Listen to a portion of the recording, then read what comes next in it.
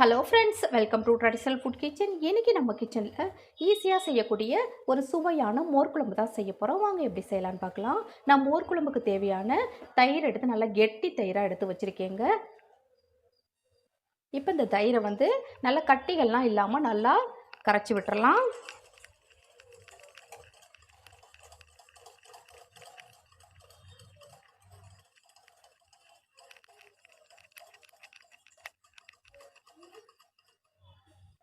இப்போ இதில் தேவையான அளவுக்கு நான் தண்ணி சேர்த்துக்கிறேன். நம்ம மோர் குழம்பு நம்ம தண்ணியாகவும் வச்சுக்கலாம், இல்லை கொஞ்சம் கெட்டியாக கூட நம்ம வச்சுக்கலாம். நான் கொஞ்சம் கெட்டியாக தான் வைக்கிறேன்.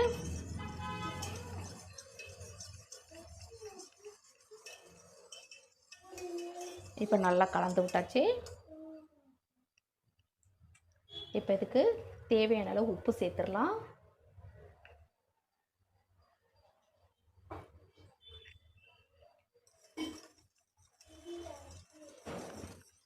இப்போ இதை அப்படியே ஒரு பக்கம் மூடி வச்சிடலாம். இப்போ ஒரு மிக்ஸி ஜார் எடுத்து வச்சுருக்கேன். அதில் ஒரு துண்டு இஞ்சி, இந்த அளவுக்கு ஒரு துண்டு இஞ்சி சேர்த்துக்கிறேன். அடுத்ததாக 2 பச்சை மிளகாய், 2 டீஸ்பூன் அளவுக்கு தேங்காய் துருவல். உங்களுக்கு தயிர் மோர் குழம்பு நல்லா கெட்டியாகவும் இருக்கும் இதெல்லாம் சேர்த்தோம் அப்படின்னா. ரெண்டாவது நல்லா டேஸ்ட்டாகவும் இருக்கும். 1/2 டீஸ்பூன் அளவுக்கு ஜீரகம். இப்போ இதில் கொஞ்சமாக தண்ணி சேர்த்துட்டு இதை நல்லா மையாக அரைச்சி எடுத்துகிட்டு வந்துடலாம். நம்ம மோர் குழம்பு ரெடி பண்ணிடலாம். ஒரு மண் பாத்திரம் வச்சுருக்கேன். அதில் 1 டீஸ்பூன் அளவுக்கு எண்ணெய். இப்போ எண்ணெய் சூடாகட்டும். இப்போ எண்ணெய் சூடானோன்னு 1/2 டீஸ்பூன் அளவுக்கு கடுகு உளுத்தம் பருப்பு சேர்த்துடலாம். இப்போ அது கொஞ்சம் நல்லா பொரிச்சு வரட்டும். இப்போ கடுகு உளுத்தம் பருப்பு நல்லா பொரிய ஆரம்பிச்சிருச்சு. அதில் 1/4 டீஸ்பூனுக்கு குறைவாகவே வெந்தயம் சேர்த்துக்கோங்க. வெந்தயம் நிறைய சேர்த்துடக்கூடாது. 1/4 டீஸ்பூனுக்கும் குறைவாகவே ஒரு 10 வெந்தயம் அளவுக்கு மட்டும் சேர்த்துக்கோங்க. இப்போ இது எல்லாமே சேர்ந்து நல்லா பொரியட்டும். அடுத்ததாக இது கூடவே ஒரு 10-12 சின்ன வெங்காயம் கட் பண்ணி வச்சுருக்கேன், அதையும் சேர்த்துக்கோங்க. இதுக்கு நம்ம சின்ன வெங்காயம் தான் சேர்க்கணும், அப்போ தான் நல்லாயிருக்கும். இது கூடவே கொஞ்சமாக கருவேப்பிலை,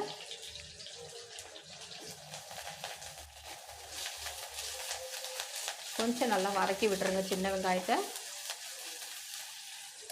அடுத்ததாக ஒரு 2 வரமிளகாய் சேர்த்துக்கலாம். இந்த மாதிரி பிச்சு போட்டு சேர்த்துக்கோங்க.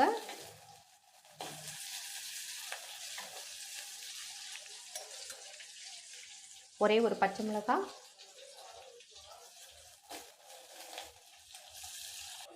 இப்போ இதில் ஒரு 1/2 கப் அளவு வெள்ளரிக்காய் கட் பண்ணி வச்சுருக்கேன், அதையும் சேர்த்துக்கலாம். வெள்ளரிக்காய் ரொம்ப நேரம் போட்டு வதக்கிடக்கூடாது. சும்மா 2 பரட்டை மட்டும் பரட்டி விடுங்க.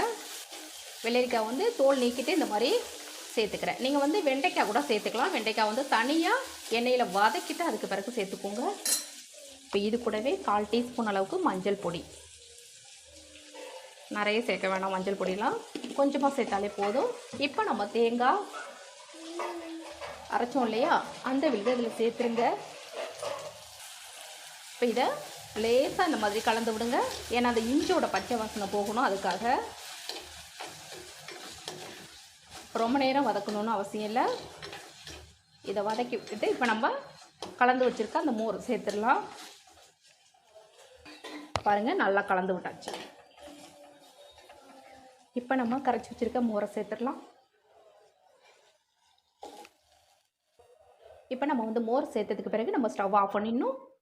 ஏன்னா நம்ம கொதிக்க விடக்கூடாது. நம்ம மசாலாவெல்லாம் லேசாக வதக்கியாச்சு. அதனால் நம்ம மோர் சேர்த்த உடனே ஸ்டவ் ஆஃப் பண்ணிடணும். கொதிக்க விட்டோம் அப்படின்னா உங்களுக்கு தண்ணி தனியாக, அந்த தயிர் தனியாக கொஞ்சம் பிரிஞ்ச மாதிரி இருக்கும். கொஞ்சம் அதிகமாகவே நம்ம கொத்தமல்லி சேர்த்துக்கலாம். பாருங்கள், நல்லா சுவையான சீக்கிரமாக செய்யக்கூடிய மோர் குழம்பு ரெடி ஆகிடுச்சுங்க. இந்த வெயில் காலத்துக்கு ரொம்ப நல்லது. இந்த மாதிரி ஈஸியாக நீங்கள் மோர் குழம்பு செஞ்சு பாருங்கள். நான் ரொம்பவும் திக்காகவும் வைக்கல, ரொம்ப தண்ணியாகவும் வைக்கல. இது ஊற்றி சாப்பிட்றதுக்கு ரொம்ப ரொம்ப சூப்பராக இருக்கும். இந்த மாதிரி நீங்களும் ட்ரை பண்ணி பாருங்கள். நான் செய்த இந்த வீடியோ உங்களுக்கு பிடிச்சிருந்ததுன்னா மறக்காம உங்கள் ஃப்ரெண்ட்ஸ், ரிலேட்டிவ்ஸ் எல்லாருக்கும் ரொம்ப ரொம்ப ஷேர் பண்ணுங்கள், லைக் பண்ணுங்கள். நம்ம சேனலை மறக்காமல் சப்ஸ்கிரைப் பண்ணி சப்போர்ட் பண்ணுங்கள் ஃப்ரெண்ட்ஸ். தேங்க்யூ.